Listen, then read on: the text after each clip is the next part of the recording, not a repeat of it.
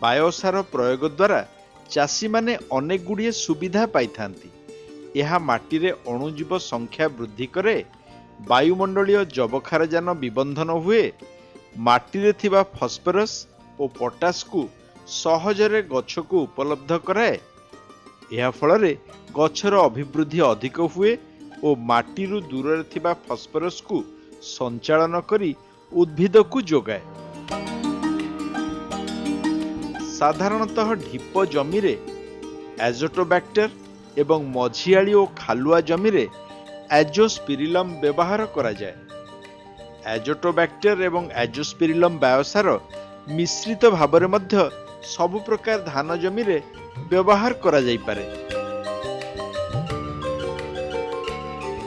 एगुड़ी को माटी रे प्रयोग करिबा सहित बिहन और तली मध्य उपचार करा जाए। तली उपचार पाई धान रोइबा पूर्वरु चारार चेर गुड़ी को बायोसारर एक तरल मंडरे 10 रु 30 मिनिट पर्यंत बुड़ाई रखंतु।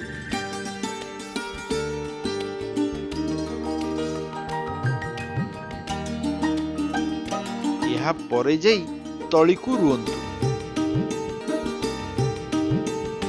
बिहन उपचार पाई 250 ग्राम बायोसार 2 गुण पानी सह मिसाई 10 किलोग्राम बिहन सह गोली छाई रे सुखई दियंतु। परे ऊपर बेला सेगुड़ी को बुणी दियंतु।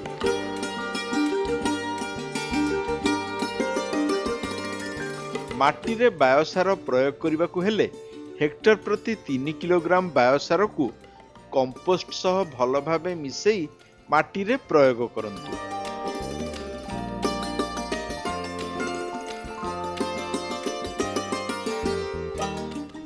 केवल धान नुहे अन्यान्य केतेक फसल पाई मध्य एही सबु उपाय रे बिहन रे तली रे अथवा माटी रे बायोसार प्रयोग करा जाई पारे।